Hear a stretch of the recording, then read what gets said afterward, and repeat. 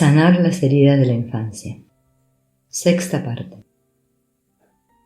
El cuerpo sabe todo lo que ha sucedido, pero no puede expresarlo con palabras. Es como el niño que fuimos una vez.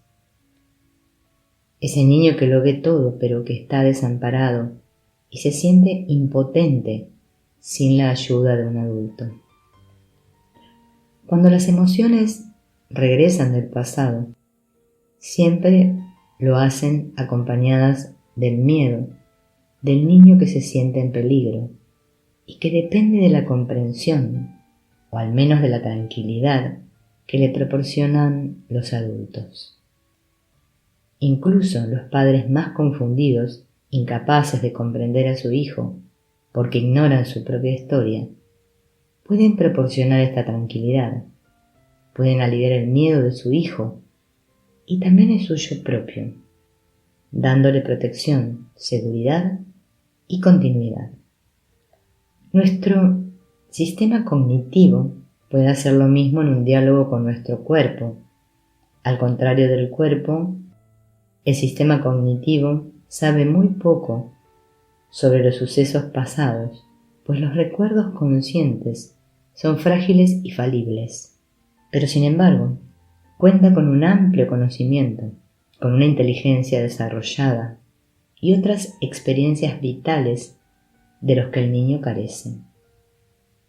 Como el adulto sano se siente impotente, puede ofrecerle al niño que lleva dentro a su cuerpo protección y comprensión para que pueda articularse a su manera y contar su historia. Gracias a estas historias, los miedos y las emociones del adulto adquieren significado. ¿Cómo puede quererse a sí mismo una persona que tuvo que aprender muy temprano que no era digna de ser amada, que le pegaban para que fuera diferente, que era una carga para sus padres y no una alegría, que nada en el mundo podía anular el rechazo y la rabia de los padres? Esta persona cree que ella misma es el verdadero origen de este odio. Se siente culpable, quiere mejorar, pero nunca tendrá éxito porque los padres experimentan y descargan en sus hijos la rabia que acumularon y reprimen lo que reprimieron cuando eran niños. El niño solo es el factor desencadenante de esta rabia. Cuando al final logramos comprender estos hechos a través del lenguaje corporal de los síntomas, dejamos de esperar que nuestros padres nos quieran. Entonces comprendemos que este amor no fue nunca posible ni lo es ahora, y por primera vez nos permitimos ver cómo nos trataron cuando éramos niños y sentir cuánto sufrimos. Entonces, en lugar de compadecer y comprender a los padres y de culparnos a nosotros mismos, comenzamos a apoyar al niño maltratado que un día fuimos, y en este momento nace el amor al niño que nunca aparecerá sin estos requisitos. Es decir, sin que regresemos y comprendamos la tragedia vivida. A partir de aquí, dejaremos de trivializar el sufrimiento y comenzaremos a respetarlo y a respetar al niño, y así se abrirán las puertas a nuestro propio ser que antes estaban cerradas. Una puerta que nunca se abrirá si alguien le dice a una persona: tendrías que quererte a ti mismo, pues no logrará seguir estos consejos mientras no sepa lo que ocurrió en realidad en su infancia. Y porque la verdad es tan dolorosa, en cuanto somos capaces de sentir cómo nos hizo sufrir el comportamiento de nuestros padres cuando éramos niños, la empatía con los padres desaparece la mayor parte de las veces sin conflictos internos, y entonces la empatía se dirige al niño. Sin embargo, para que esta transformación tenga lugar, necesitamos a alguien, un testigo, que se ponga completamente del lado del niño y no tema juzgar las acciones de los padres. Estos verdaderos testigos pueden ayudar a que la persona se enfrente con su propio pasado, sin negarlo, para abandonar por fin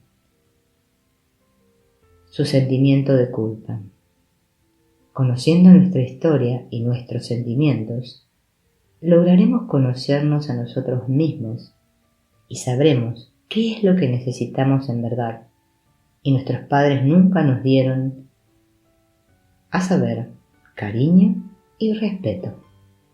Saber lo que nos pasó y poder reaccionar con rapidez, con rabia y dolor a aquellas circunstancias en presencia de un testigo que nos ayude, nos ayudará a comprender.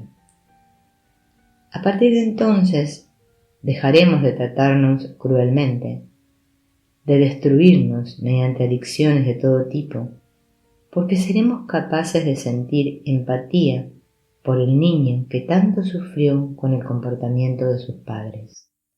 Si aparecen peligros que lo amenazan, el adulto estará ahora mejor preparado para enfrentarse a ellos porque es capaz de comprender y clasificar sus antiguos miedos. El miedo del niño pequeño ante la agresividad de los padres es enorme y puede acompañarnos toda la vida. Por eso sus efectos siguen latentes en el adulto. Experimentar este miedo de forma consciente es poder superarlo.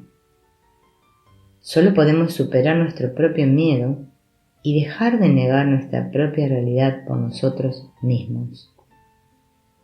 Algunas personas son capaces de superar el miedo a unos padres todopoderosos que lo amenazaban, escribiéndole cartas que nunca llegan a enviar. En estas cartas hablan el niño sin censura que ellos fueron y por primera vez dan rienda suelta a las amargas decepciones, a la rabia imponente, a la agresiva indignación y finalmente una tristeza inmensa, y sienten como durante décadas han estado condenados al silencio.